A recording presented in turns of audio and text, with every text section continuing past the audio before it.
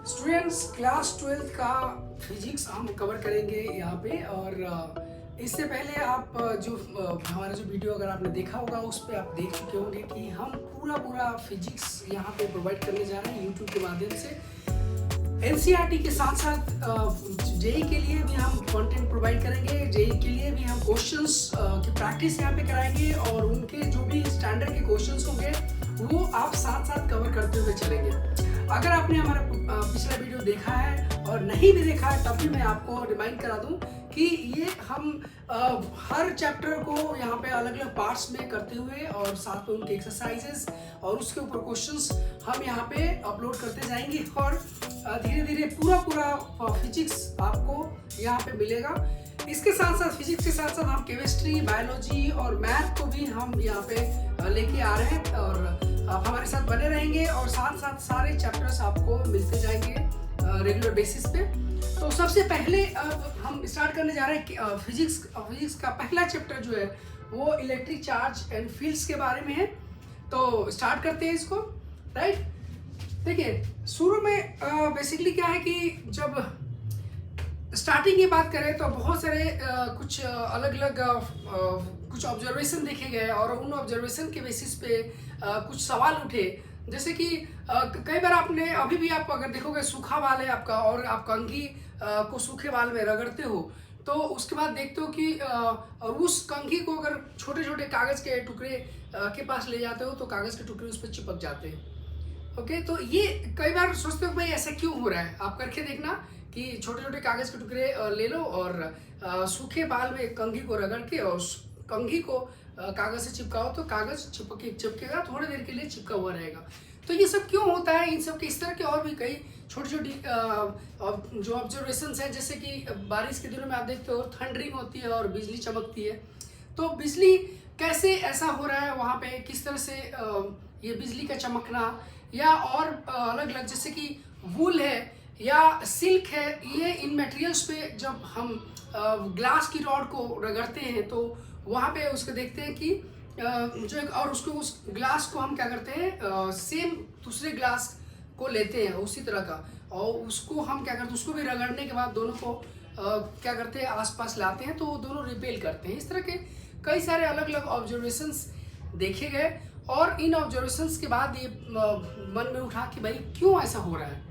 Okay, तो ये यहाँ पे फिर आती है बात कि भाई ये चार्ज के बारे में, यहाँ इन सब ऑब्जर्वेशंस के बेसिस पे चार्ज की जो है ना एक चार्ज का के बारे में खोजा गया या चार्ज के बारे में आया कि भाई ऐसा कुछ है, कुछ हो रहा है ऐसा करने से जिससे ये चीज़ें हो रही हैं, ऑब्जर्वेशंस ऐसे देखे जा रहे हैं। तो हम यहाँ पे बेसिकली क्या है इसके बारे में ही पढ़ेंगे कि ऐसा क्यों हो रहा है और उसके साथ साथ तो बेसिकली ये चार्ज की वजह से ऐसा हो रहा है और वो चार्ज के बारे में ऐसा मतलब ये सारी डिटेल्स हम यहाँ पे पढ़ेंगे। तो ये जो सबसे पहला जो हमारा ये चैप्टर है बेसिकली इलेक्ट्रोस्टैटिक के बारे में है। इलेक्ट्रोस्टैटिक मतलब जो चार्ज कोई रेस्ट पे है उससे दूसरे चार्ज पे क्या फोर्स लग रहा है या वो दूसरे चार्ज पे क्या फोर्स लगा रहा है, उस कोई भी चार्ज अगर रेस्ट पे है उसके आसपास में क्या फील्ड जनरेट हो रहा है या पोटेंशियल क्या जनरेट हो रहा है, इन सब को मिला के हम जो है ना इलेक्ट्रोस्टैटिक यहाँ पे पढ़ते हैं। इलेक्ट्रोस्टैटिक बेसिकली है क्या, तो study of charge at rest, ये है इलेक्ट्रोस्टैटिक्स। ओके, अगर मैं बिल्कुल शॉर्ट फॉर्म में बोलूँ, अगर आप बुकिश फॉर्म में बोलोगे तो ये है कि चार्ज रेस्ट पे जो रहता है उसकी वजह से जो फोर्स, फील्ड और पोटेंशियल जनरेट होती है वो उसको हम यहाँ पे इलेक्ट्रोस्टैटिक बोलते हैं। अब इसके बाद अलग अलग चीज़ें, हम फील्ड क्या है, पोटेंशियल क्या है, वो धीरे धीरे यहाँ पे आता जाएगा। ओके, अब बात आती है किस इलेक्ट्रिक चार्ज के बारे में। तो जैसे कि देखिए बहुत पहले से ही मतलब बहुत समय से कुछ ऑब्जर्वेशन देखे गए और उन ऑब्जर्वेशन के बेसिस पे ये जो है ना कुछ ऑब्जर्वेशन के बाद कुछ एक्सपेरिमेंट भी किए गए और उसके बेसिस पे हमें कुछ यहाँ पे ऑब्जर्व करने को मिला। जैसे कि दो ग्लास रॉड है, ग्लास रॉड को एक ग्लास रॉड है उसको हमने वूल के ऊपर रगड़ दिया और या सिल्क के ऊपर रगड़ दिया और फिर उसी तरह से दूसरे रॉड को भी हमने सिल्क के ऊपर रगड़ा और दोनों को आसपास लेके गए तो वो रिपेल कर रहा है। उसी तरह से अगर प्लास्टिक का रॉड है और उसको हमने क्या किया कि उसको सिल्क या वूल के ऊपर रगड़ के और आसपास लेके गए तो रिपेल कर रहा है। उसके बाद सेम एक ग्लास रॉड लिया और एक प्लास्टिक रॉड लिया, उसको हमने क्या किया कि सिल्क के ऊपर रगड़ के और पास में लेके आ रहा है तो अट्रैक्ट हो रहा है। तो इससे हमें पता चलता है कि ऐसा कुछ है भाई, ये रिपेल हो रहा है, यानी कि ऐसा कुछ फोर्स लग रहा है इनके बीच में, ऐसा कुछ ना कुछ जो है ऐसा कुछ जनरेट हो रहा है जिसकी वजह से एक दूसरे को फोर्स लग रहा है। ओके, और ये फोर्स क्योंकि एक दूसरे के ऊपर एक दूसरे को भगा रहा है, रिपेल कर रहा है, तो यहाँ पे भी आपको देखने को मिल रिपेल कर रहा है। तो यहाँ पे कुछ एक ही तरह का ऐसा देखा गया कि भाई इन दोनों के ऊपर ऐसा कुछ जनरेट हो गया है, वो सेम नेचर का है।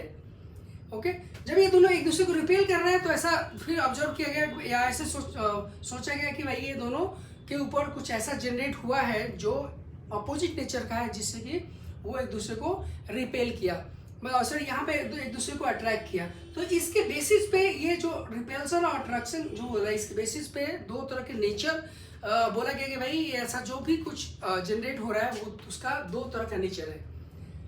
एक मतलब दो तरह का नेचर है और उसको हमने एक को मान लिया पॉजिटिव, दूसरे को मान लिया नेगेटिव। ओके, तो ऐसा बोल सकते हो कि बाय कन्वेंशन ऐसा बोला गया कि एक को पॉजिटिव मान लेते तो दूसरा नेगेटिव होगा।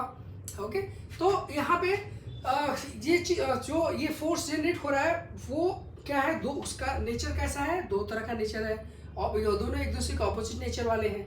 तो ये चीज़, अब ये जो एक्सपेरिमेंट जो किया गया वो एक्सपेरिमेंट के बारे में ये सारी चीज़ें दी गई हैं और उसके बाद ये पाया गया कि भाई जो ये जो चीज़ जिसकी वजह से ऐसा हो रहा है उस ऐसा कुछ पार्टिकल्स हैं या कुछ ऐसा क्या हो गया ऐसा, तो उसके लिए और भी कुछ एक्सपेरिमेंट दिए गए या करा गया। तो बोला गया कि भाई ये जैसे कि फॉर एग्जांपल जैसे अभी मैं आपको एग्जांपल दे रहा था कंघी का, कॉम्ब लिया, कॉम्ब को सूखे बाल में रगड़ लिया और उसको कागज, छोटे छोटे कागज के टुकड़े से चिपकाया गया या उसके पास ले गए तो वो चिपक गया, ठीक है, थोड़ी देर के लिए।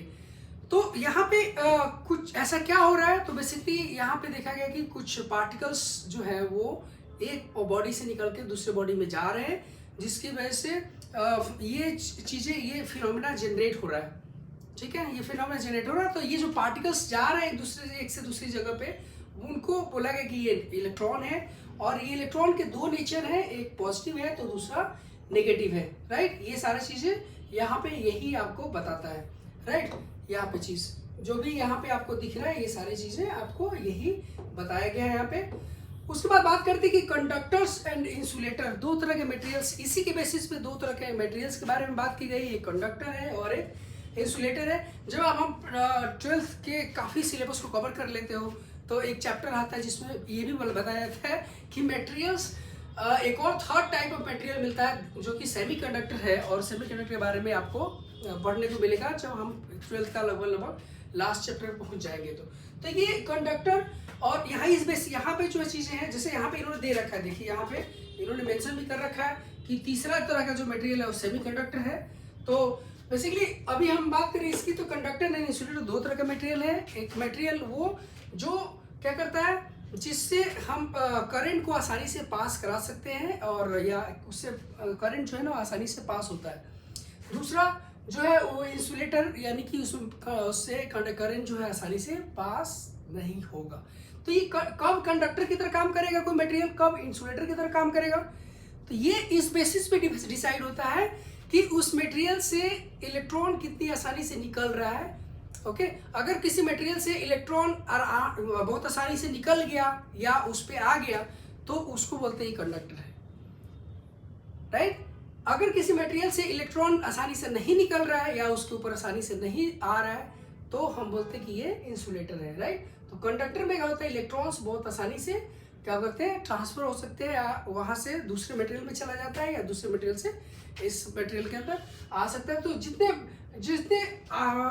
आपके जितने भी मेटल्स होते हैं वो सारे के सारे मेटल्स कंडक्टर होंगे, राइट, क्योंकि उनमें ऐसा होता है कि इलेक्ट्रॉन्स आसानी से निकल जाते हैं। जो जैसे कि अब कुछ और मटेरियल्स है, जैसे कि प्लास्टिक है, वूल और लकड़ी है और पोर्सिलिन है, ये सब मटेरियल्स, ग्लास है, ये सारे मटेरियल्स जो है इनमें इलेक्ट्रॉन्स आसानी से मूव नहीं कर सकते, यानी कि एक गिलास के एक टुकड़े से दूसरे टुकड़े पे आसानी से इलेक्ट्रॉन्स नहीं जा सकते या वहाँ से एक से दूसरे में ट्रांसफर नहीं हो सकता, तो उसको हम बोलते हैं कि इंसुलेटर है, राइट। यहाँ पे अब इसी को देखिए एक हमारे पास एक आती है एक एक्सपेरिमेंट करने के लिए, एक्सपेरिमेंटली इसको दिखाने के लिए कि जैसे कि एक एक्सपेरिमेंट है। एक एक्सपेरिमेंट बेसिकली क्या दिखाएगा, ये दिखाएगा कि एक तरह का जो चार्ज है वो एक दूसरे से रिपेल करता है। सपोज करो कि इलेक्ट्रॉन है, इलेक्ट्रॉन इलेक्ट्रॉन से रिपेल करेगा और उसी का अपोजिट यानी पॉजिटिव चार्ज से रिपेल करेगा। इस एक्सपेरिमेंट को दिखाने के लिए एक छोटा सा एक्सपेरिमेंट है, बहुत आसानी से आप कर सकते हो, इलेक्ट्रोस्कोप बोलते हैं। तो इलेक्ट्रोस्कोप में बेसिकली क्या है इसका कि देखिए यहाँ पे प्लेट है, ये प्लेट जो है ना गोल्ड का प्लेट है, एक प्लेट है और इसके साथ साथ एक और प्लेट है, यहाँ पे दो प्लेट इस तरह से लगे हुए, ठीक है ना। अगर मैं इसको इजी करने के लिए बोलूँ तो इसका इजी फॉर्म यहाँ पे दे रखा है। इजी फॉर्म क्या है, एक स्ट्रिप लिया और एक स्ट्रिप लेके और सपोज करिए कि स्ट्रिप लिया, इसको बीच से मोड़ दिया, तो इसको बीच से मोड़ कैसे ये यहाँ पे दे रखा है, देखिए इस तरह से। ये क्या है, एक स्ट्रिप लिया और एक स्ट्रिप को बीच से मोड़ दिया, तो बीच से मोड़ दोगे तो ये इस तरह का आ जाएगा स्ट्रिप, ठीक है ना। ये स्ट्रिप आ जाएगा इस तरह का, ये राइट यहाँ पे। और ये इस तरह से बनाया कि ये फ्रीली ये आराम से मूव कर सकता है। बहुत पतला है और बहुत ही पतला है और मूवमेंट इसका बहुत आसान है। तो ये ऐसा लिया। अब इसको क्या करते हैं कि यहाँ से यहाँ तक पूरा मेटेलिक रॉड है और ये भी मेटल का है और यहाँ पे जो गोल्ड स्ट्रिप है ये भी मेटल का है। तो यहाँ पे जब पॉजिटिव चार्ज डालोगे, मतलब कोई भी यहाँ पे चार्ज डालोगे पॉजिटिव या नेगेटिव, मान लीजिए पॉजिटिव चार्ज यहाँ पे डाला, ठीक है ना, तो यहाँ पे पॉजिटिव चार्ज डाला, तो ये जब पॉजिटिव चार्ज डालोगे तो ये पूरा इस मेटल में आ जाएगा और मेटल में आ जाएगा तो इनके जो लीव्स हैं, पत्ते हैं या जो यहाँ पे बहुत पतले पतले जो यहाँ पे पत्ते हैं उनमें भी आ जाएगा। और जब आ जाएगा तो देखिए ये पॉजिटिव चार्ज और ये भी पॉजिटिव चार्ज, इस वाले में भी पॉजिटिव चार्ज, मतलब इस वाले में पॉजिटिव चार्ज और इस वाले में भी पॉजिटिव चार्ज, दोनों में पॉजिटिव चार्ज आएगा। ये पॉजिटिव चार्ज क्या करेंगे, दूसरे को रिपेल करते हैं। तो रिपेल करेंगे तो जब रिपेल एक दूसरे को करेंगे तो ये खुल जाएगा, मतलब ये दूर भागेगा एक दूसरे से, राइट, एक दूसरे से, मतलब कि ये जो पत्ती है वो खुल जाता है ये। और कितना ज्यादा खुलेगा भाई, थोड़ा अगर चार्ज डाला, थोड़ा चार्ज डाला तो थोड़ा खुलेगा, थोड़ा और ज्यादा चार्ज डालोगे तो थोड़ा और ज्यादा खुलेगा, थोड़ा और ज्यादा चार्ज डालोगे तो ज्यादा खुलेगा। जितना ज्यादा चार्ज इसके ऊपर डालोगे उतना ही ज्यादा ये खुलेगा। थोड़ा चार्ज डाला तो थोड़ा खुला, ज्यादा चार्ज डाला तो ज्यादा खुला। तो कितना चार्ज आपने डाला है उसके बेसिस पे ये खुलेगा, बंद होगा, खुलेगा, बंद होगा। चार्ज हटा दिया बंद हो जाएगा, चार्ज डाल दिया खुल जाएगा, ठीक है। तो इसी को बहुत आसान, ये गोल्ड का है। अब भाई हम लोग घरों पे करते हैं अपने एक्सपेरिमेंट, तो उसमें गोल्ड तो कहाँ से लेके आएंगे।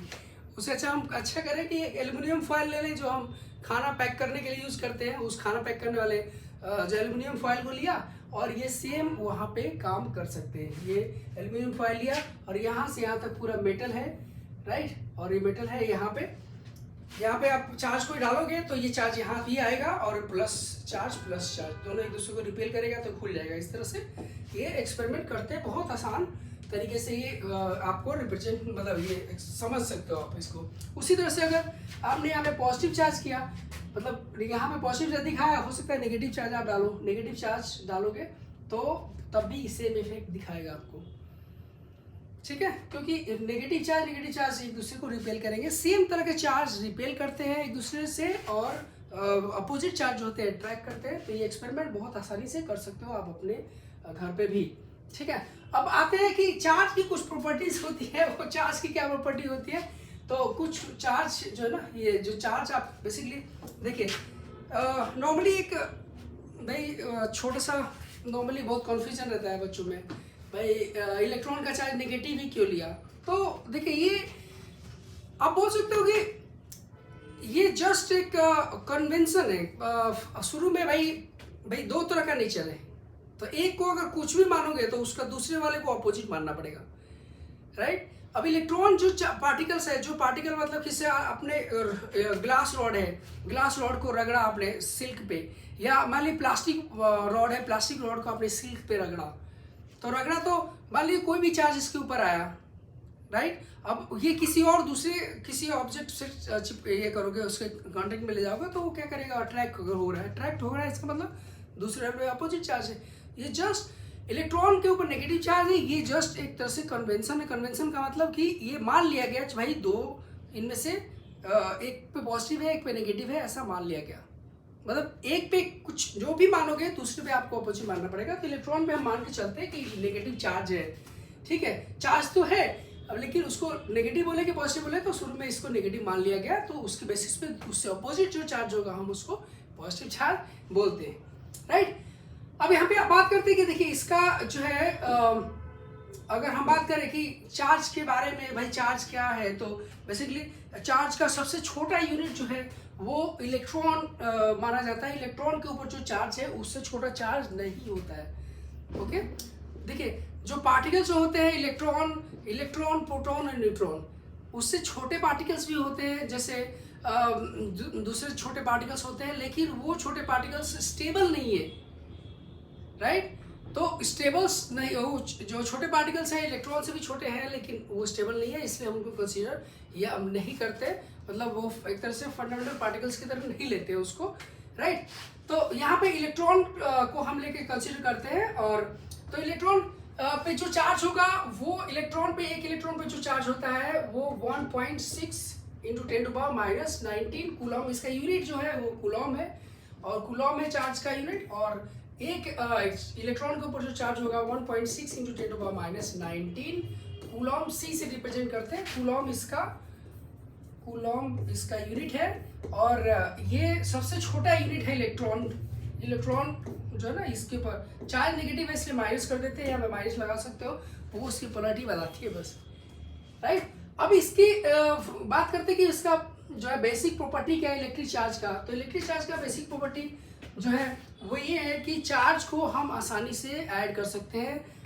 एडिटिव इसकी जो है ना, ये चार्ज जो होते हैं एडिटिव है, मतलब एडिटिव का मतलब कि इनको आप आसानी से ऐड कर सकते हो। जैसे हम 2 + 4 + 6 ऐसे करते हैं, तो आसानी से आप उसी तरह से अलजेब्राइकली आप इसको ऐड कर सकते हो, ठीक है, ऐड कर सकते हो। मतलब सपोज करके आपके पास चार्ज है 1 कूलम + 2 कूलम + 3 कूलम, या ऐसे कर लेते हो +1 + 2 + 3 और -5।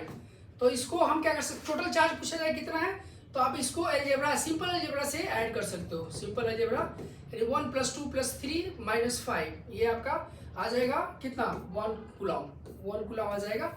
ये एडिटिव होने का मतलब कि इजीली आप अलजेब्रा का यूज करके आप इस्तेमाल ये कर सकते हो, नॉर्मल सिंपल अलजेब्रा का इस्तेमाल करके आप इसको ऐड कर सकते हो। बस ये ध्यान रखना है कि साइन जरूर लगाना है। साइन मतलब प्लस साइन, पॉजिटिव चार्ज है तो पॉजिटिव लगाएंगे, नेगेटिव चार्ज है तो नेगेटिव चार्ज लगाएंगे, ठीक है। जैसे कि आप एग्जांपल यहाँ पे दे रखा है कि यहाँ पे इस तरह का एक माइनस साइन है तो माइनस जरूर लगाएंगे, आप प्लस है तो प्लस लगाएंगे, माइनस है तो माइनस लगाएंगे, टोटल चार्ज, ठीक है। Second charge is conserve. Charge is conserve का क्या मतलब है कि चार्ज जो है वो कोई ऑब्जेक्ट लिया, सपोज कि मैं ग्लास रॉड लिया, ग्लास रॉड मैंने क्या किया, सील के ऊपर रगड़ दिया, तो सील के ऊपर रगड़ दिया तो ये क्या होता है, पॉजिटिवली चार्ज हो जाता है। और पॉजिटिवली चार्ज होने का क्या मतलब, पॉजिटिवली चार्ज होने का मतलब ये है कि इसके ऊपर इलेक्ट्रॉन की कमी हो गई। इलेक्ट्रॉन का कमी होने का मतलब क्या है, ये रॉड है आपके पास, ये इस रॉड को, ये आपका ग्लास रॉड है, ठीक है ना, ग्लास रॉड है।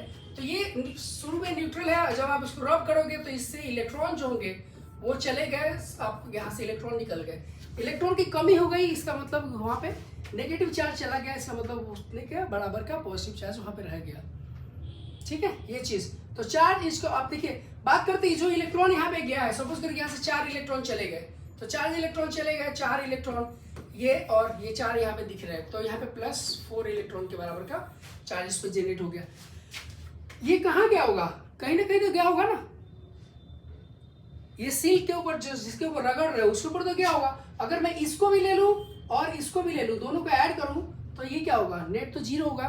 पहले इसमें नेट कितना था, 0 था, मतलब न्यूट्रल था ये और न्यूट्रल था, और दोनों को ऐड कर देंगे तो ये फिर से 0 चार्ज बन जाएगा, यानी कि इसमें नेट चार्ज इसका 0 होगा।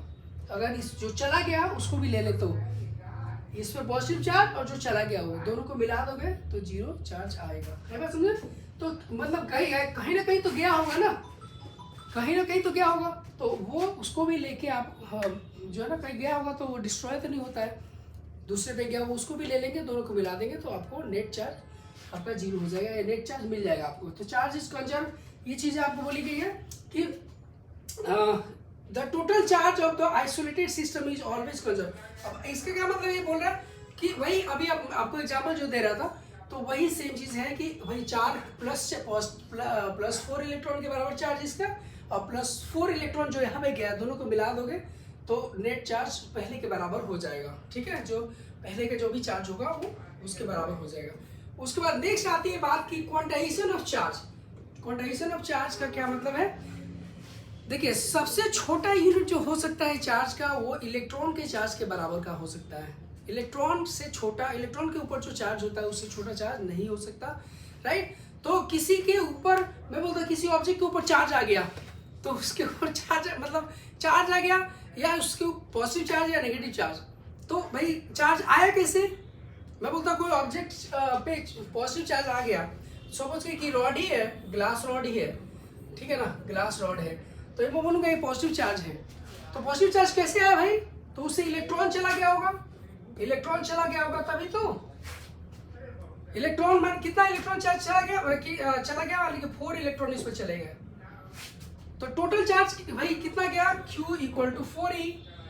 तो इलेक्ट्रॉन अब ऐसा तो नहीं हो सकता नहीं आधा इलेक्ट्रॉन चला गया हो या 1/4 इलेक्ट्रॉन चला गया, ऐसा नहीं हो सकता।